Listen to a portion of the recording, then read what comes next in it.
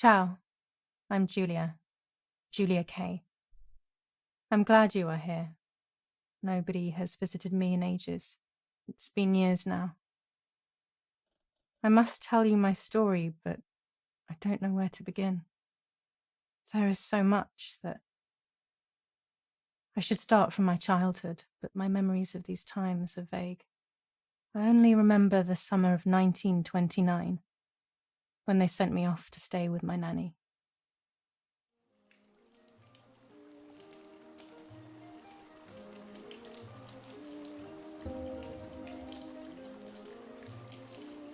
Nanny, will you tell me the story of the White Lady? No, little sparrow. Not tonight. A fog is coming, see? Yes. I know that when it's foggy, the lady kills young women. But why is she so evil? You see, Julia, pain and suffering can make us do evil things, even if we're not actually bad. Just like soldiers have to kill other soldiers. I like the lady, I've decided, Nanny. She must be in so much pain. The poor dear. She still scares me a little, though. Soon I'll be a young woman, and she could kill me. Does she kill those who love her? Of course not. That makes me feel better because I love her. But what about Martha? Would she be in danger? Your sister is with your mother, so do not worry. Do you miss them? No. I mean, yes, I miss Martha a little, but I love spending time with you. Now, go to sleep, little sparrow. It's getting late. Okay, Nanny. I'll go to sleep and dream of the lady. Was she beautiful? She was beautiful. Yes, very much so. Then she'll be beautiful in my dreams. And will I be beautiful just like her? You'll be even more beautiful. Listen, Nanny. Since the lady won't harm me because I love her, and since you're not a young woman, could you tell me her story, even if it's foggy outside? Please. Oh, please, then I'll sleep. I promise. Oh, all right. You always get your own way.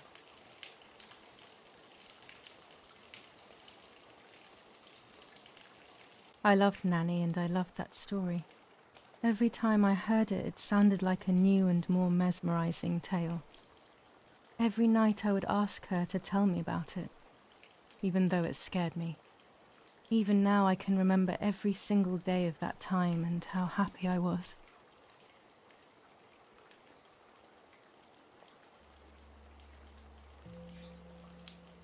According to an ancient legend, the lakes of the area are haunted by the spirit of a young woman who was killed by the man she loved.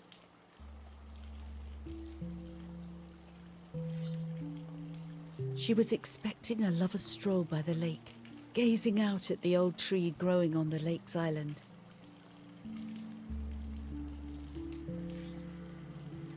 So much hope and desire, but death, not love, was awaiting her. Oh, the poor dear. That's not fair. Life isn't fair, Poppet, but that's the way it is, and we must learn to deal with it. Okay, I'll try, but it makes me so mad. Keep on reading, Nanny. In despair, the man confessed he had killed her out of jealousy.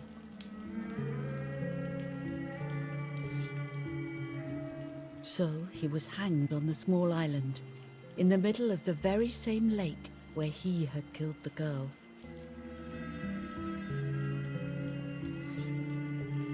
They searched everywhere, but the girl's body was never found.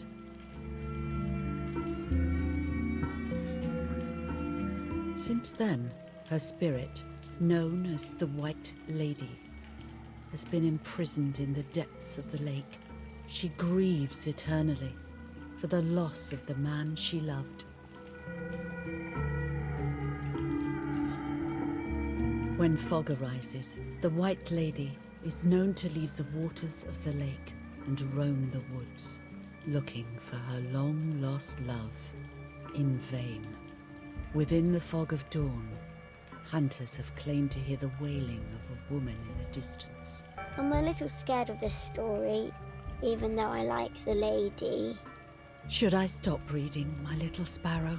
No, Nanny. Daddy always tells me that fear must be faced. Go ahead. Okay, honey.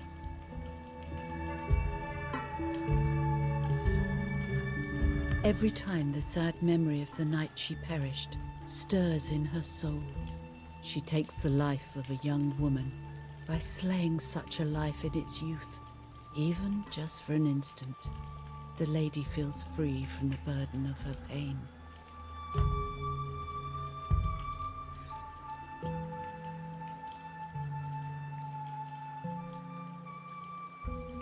Good night, Nanny. Good night, my love. I spent almost 3 years with the nanny, but when I came home, I quickly forgot how to be happy. My memories do not return until 15 years later, in 1944, when I stayed in that house. I enjoyed setting up cameras in the woods by the lake. My father created a device that attached to the cameras. It would make them take pictures at set intervals. I was trying to photograph animals, or whatever else was in that damned place.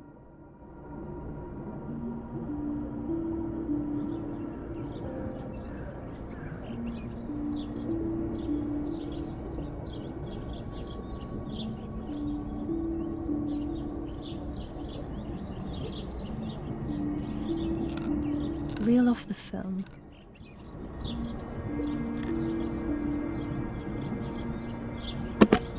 Open the camera. Remove the old roll of film.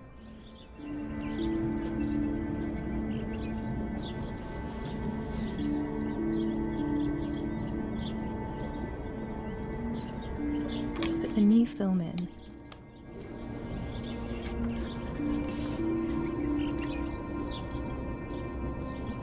Close the camera.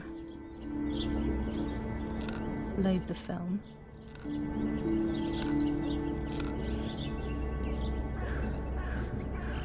Activate the timer.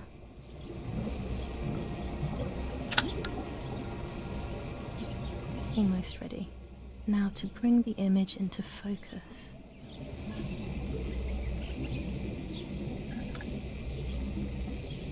There's something floating on the surface of the water. If I frame it better, I might be able to see what it is.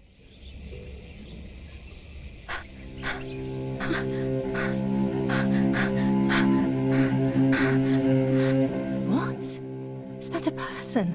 I must help them.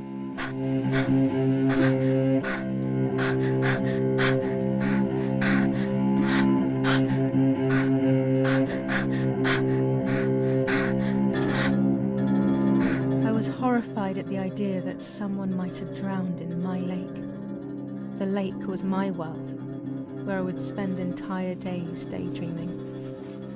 I would lose myself in my thoughts, but that was a rude awakening. So terrible.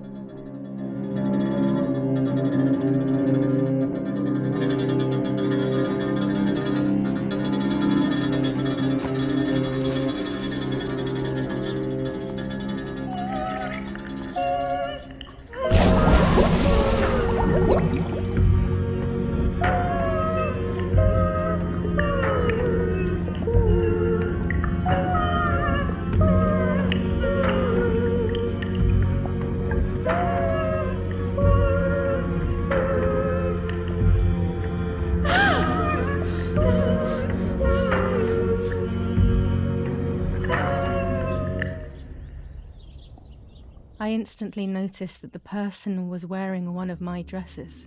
I was scared. I dragged that lifeless body as best as I could to the shore, trying not to drown myself. Only when I lifted her in my arms did I realize who she was. It was my sister, my twin, a part of me, dead. Impossible to comprehend. I was desperate. I didn't know what to do or to think.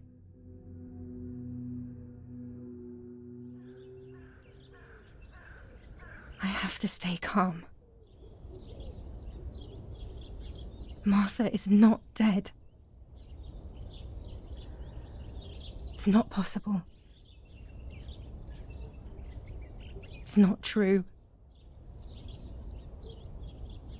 There's no need to worry. Everything is fine. Everything will be fine. I have to stay calm. Martha, February 26th, 1923.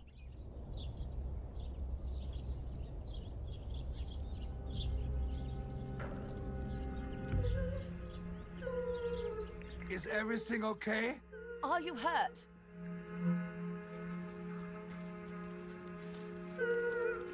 What are you doing? Go, Eric! Run! My parents ran towards me. My mother hugged me. She, who detested me, was now cuddling me. Her warmth filled me with life, and the pain became bearable. I felt protected. Martha, are you okay? She asked me, speaking slowly in order to let me read her lips. She thought I was deaf. She thought I was Martha.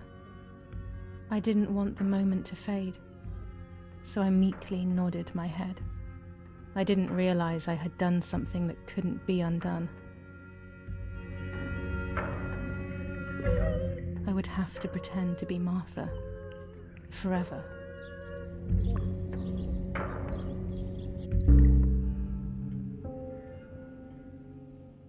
O Lord, who gives life to the dying, let your sacrifice of love be offered for Martha's soul. Into your hands I also entrust my spirit, so that I may be reunited with her in perpetual light, to never suffer the desolation of purgatory. Please grant her eternal rest, O Lord, and may eternal light shine upon her.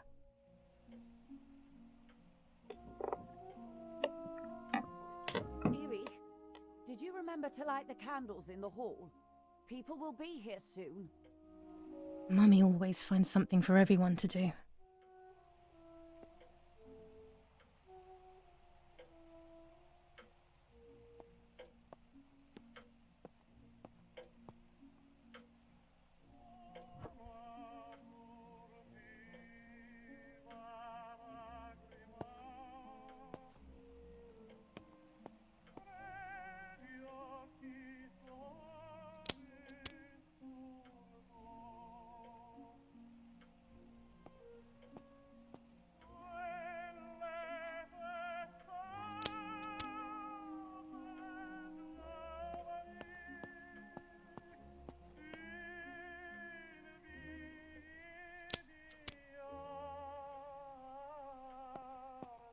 When you're done, can you come and get the flowers, please?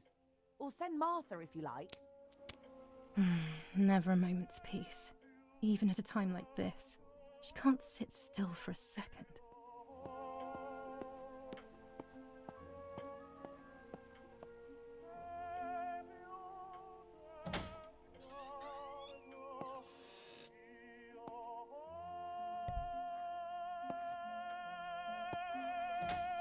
Everything always has to be perfect with her.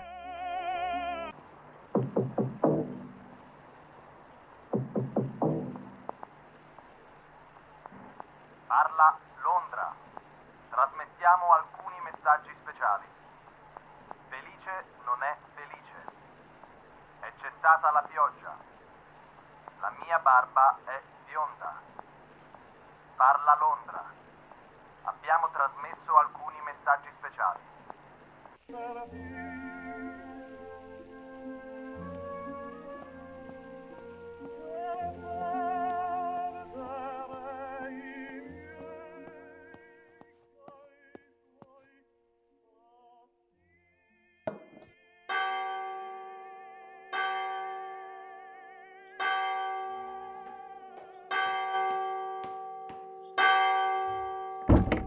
What's happening? Who closed the door?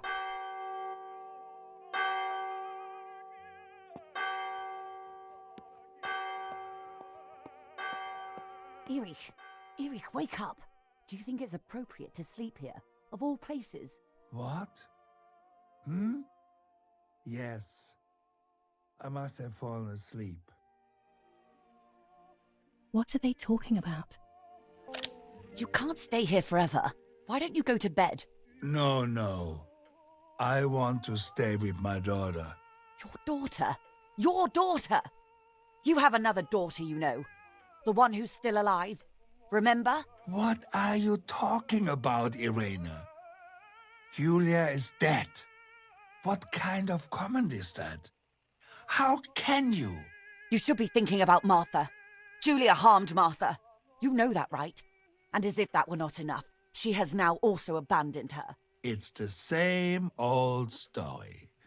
Everything is always Julia's fault, isn't it? Her fault for Martha being deaf and for you being infertile. Do you think it's the right time for this? Julia is dead, Irene. Dead. Someone killed her.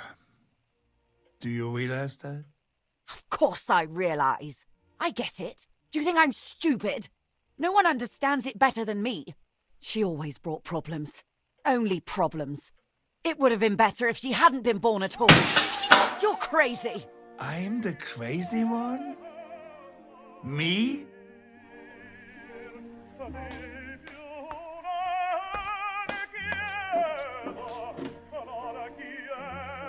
They have done this to get at me, yes. Your death is all my fault. All I could ever do for you was hurt you, Julia. My poor, sweet, crazy girl. What will I do without you? What will life be like now? All the time I didn't spend with you. But now I'm home. We can go fishing together. We can take pictures of butterflies. No. We can't do anything together anymore, can we? Nothing. I miss you, Julia. I miss you.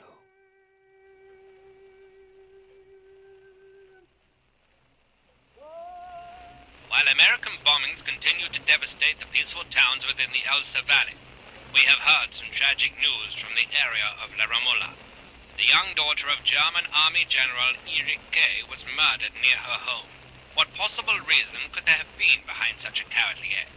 This is what the Carabinieri, who immediately intervened, hope to find out.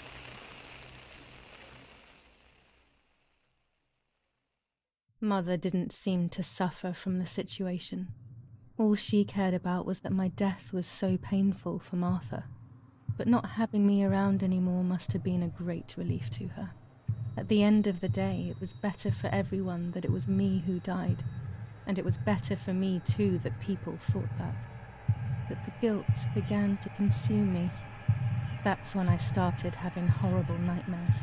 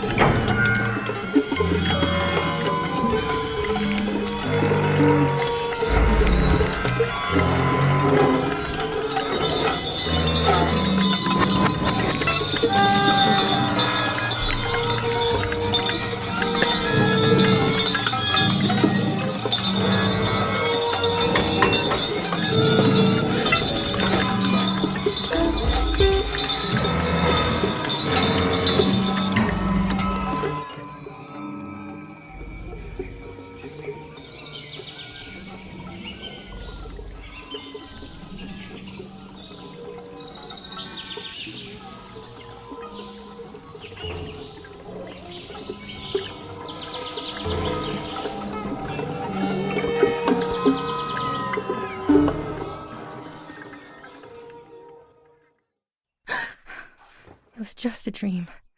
A horrible dream. That horrendous woman and the face of my sister. I wish all of this was a dream and my sister is just sleeping in her bed. Instead, her bed is empty and this is reality. This is Martha and me at the festival of the patron saint. It was only a few months ago, and now...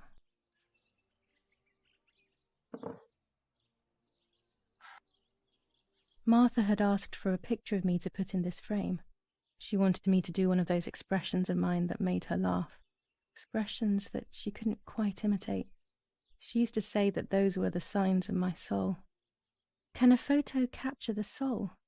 Can I capture Martha's soul?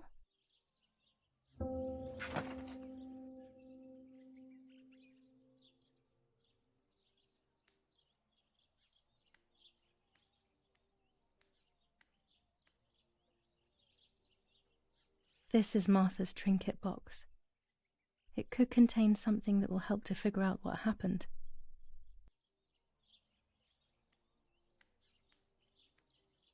It's July 18th.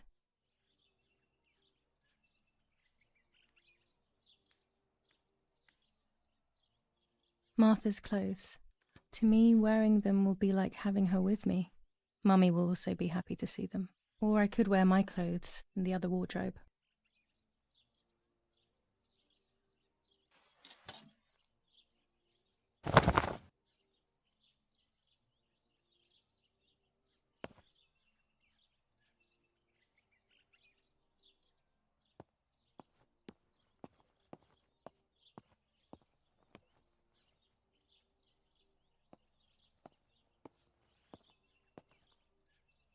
Everything I need is always in my bag.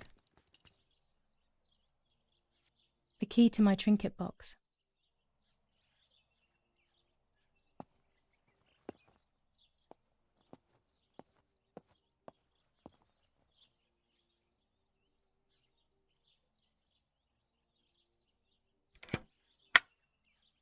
Here is my diary.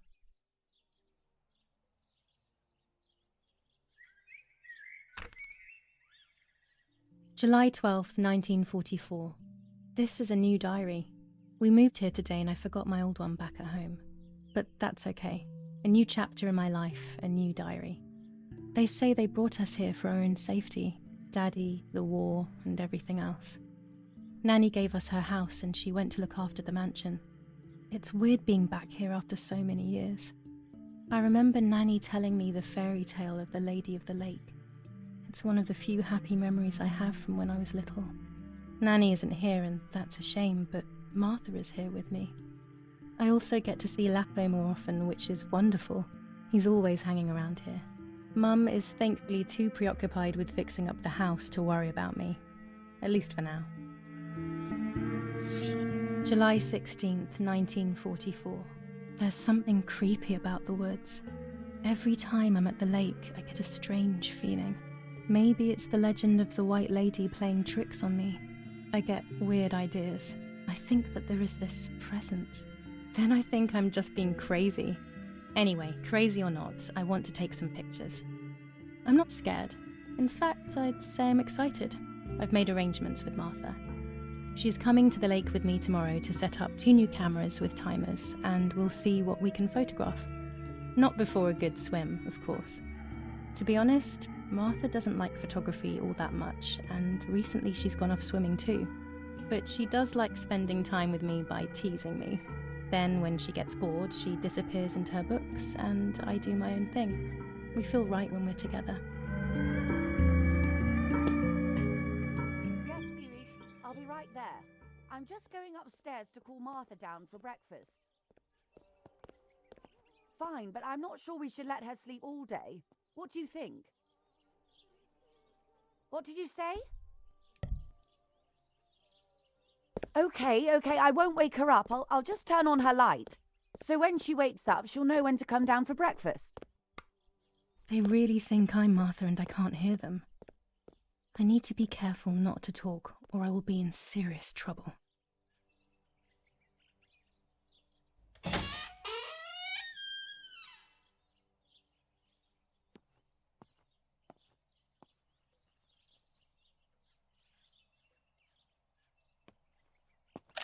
How wonderful the snow is. Unfortunately, it doesn't snow often around here.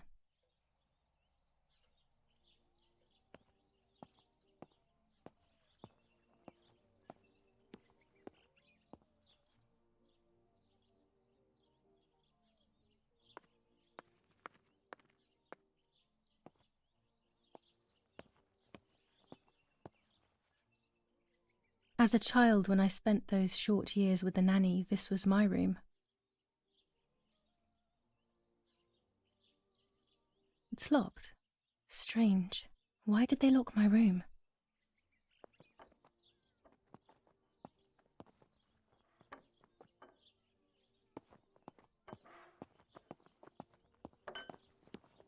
Martha's breakfast is ready. We can go. Yes, yes.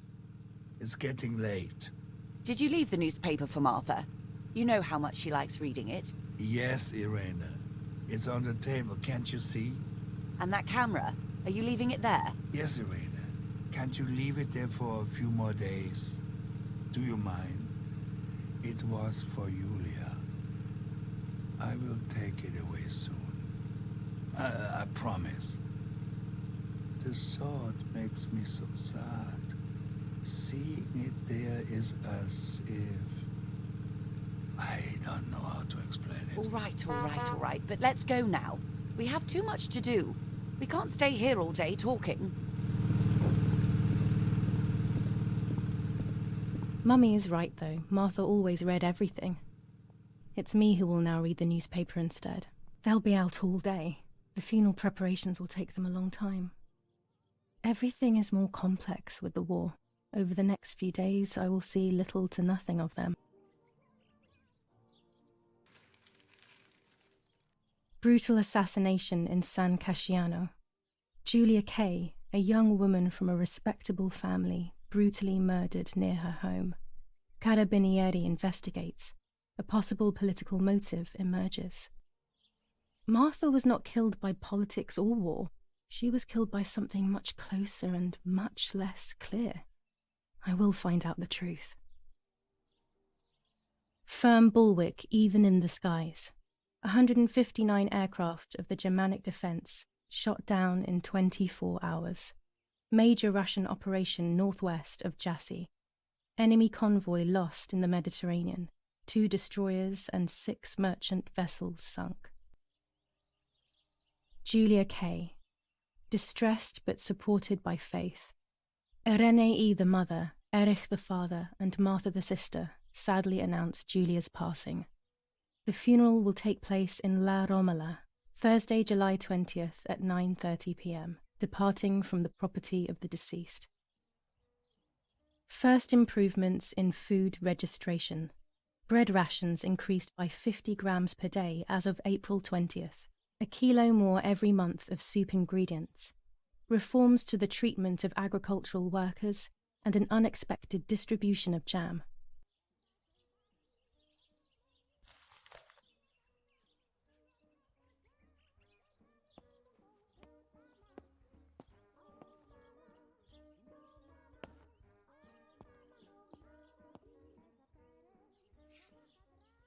For Julia, to take more and more photos, Dad.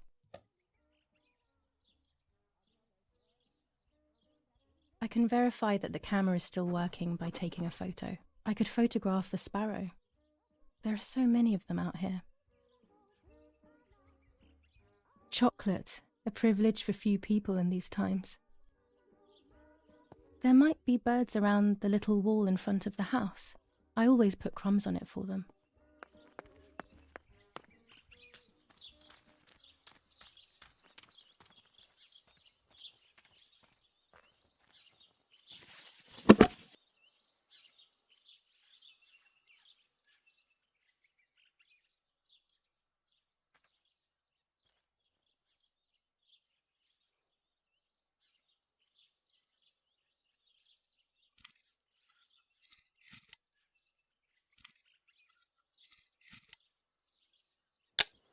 Excellent. I've taken the picture, now it's straight to the darkroom in the cellar to print it.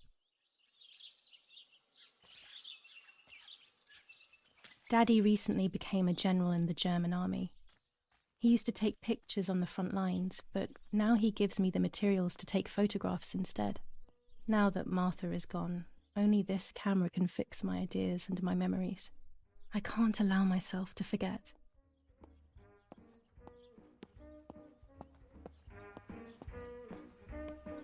Oggi Bonsi, on the day of St. Alexis, the battle rages in the city tormented by Anglo-American bombing.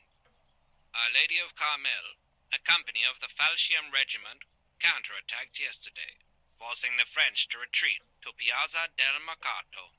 The situation is currently under control.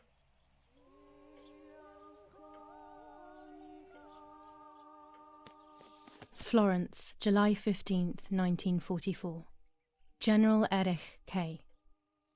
As per our prior agreement, we are sending you military encrypted communication material. The device must remain hidden and secret. Hail. Feld Mascherallo, Carl H. A telegraph box. I know how to use it. Daddy taught me.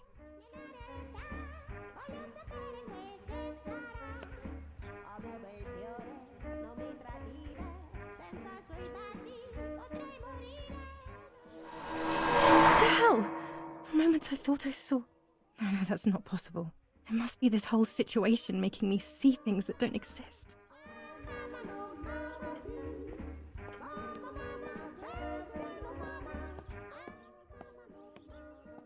We are so lucky. In these difficult times, pantries are empty and people are going hungry. But with a German general for a father, food is never scarce.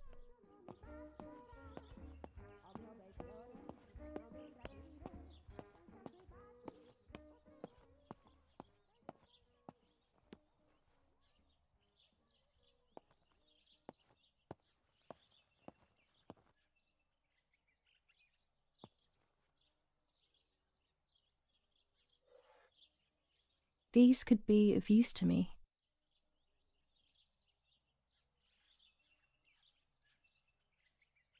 Mummy's sewing machine. She learnt how to sew because nobody else could do it to her liking. Mummy's medicine. Will they do her any good?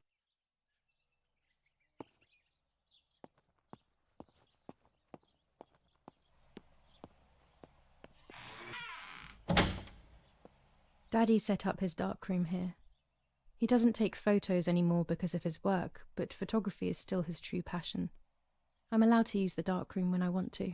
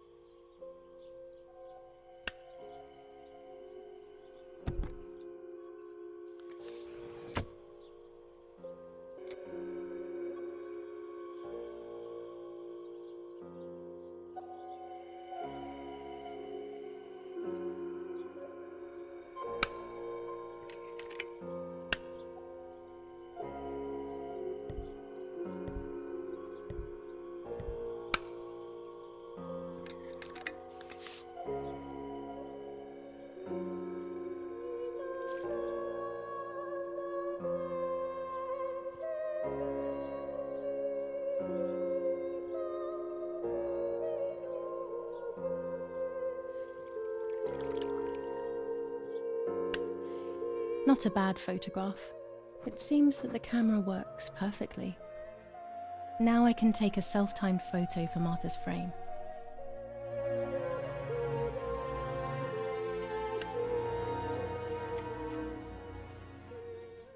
There are 3 baths when developing photos. The development bath, then the first rinse, and then the fixing bath.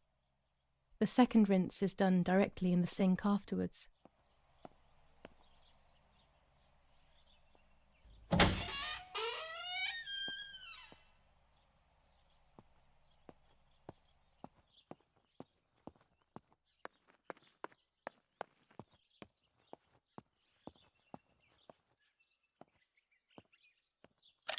These workbenches fascinate me. I would love to learn carpentry.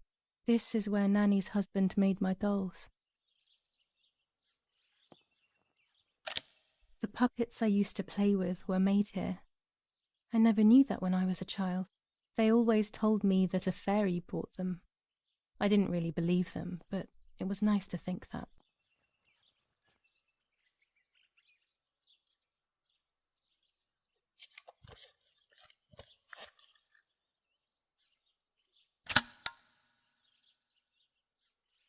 Camera is set up with the self-timer.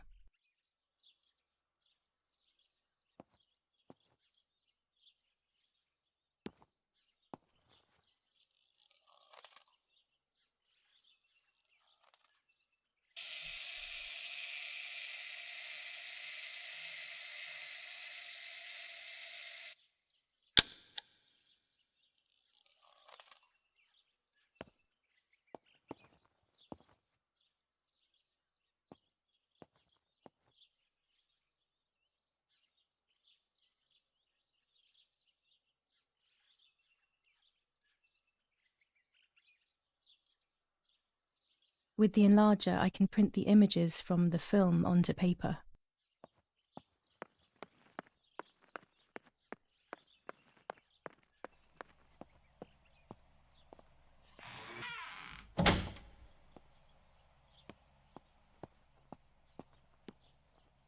It's always a thrill to develop a photo.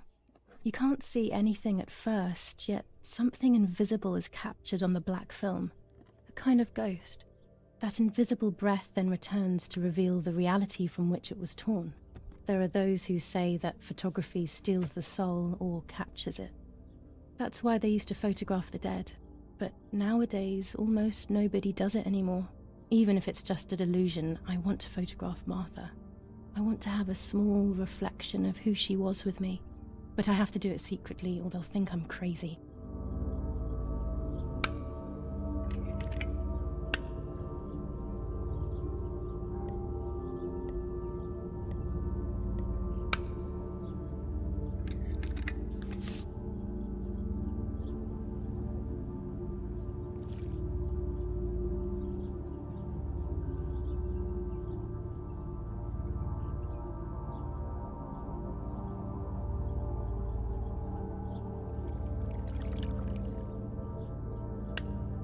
Yes, this is me. No one was ever able to tell us apart. But I never had the slightest doubt, and nor did Martha. It's strange how what identifies us most deeply is not visible to anyone. I was obsessively thinking about Martha and what had happened. But suddenly, a thought took control. The memory of that day at the lake was becoming more and more like a dream when, after awakening, the image becomes more and more faded. Could it be that the memories were a figment of the mind? Had I been the one that hurt my sister? I had always envied her, and now I had taken her identity. I experienced a suffocating pattern of thoughts. I decided to go straight to the lake to retrieve the film rolls. They would tell a different story, I was sure. But deep down, I kept hoping they would confirm my fading memory.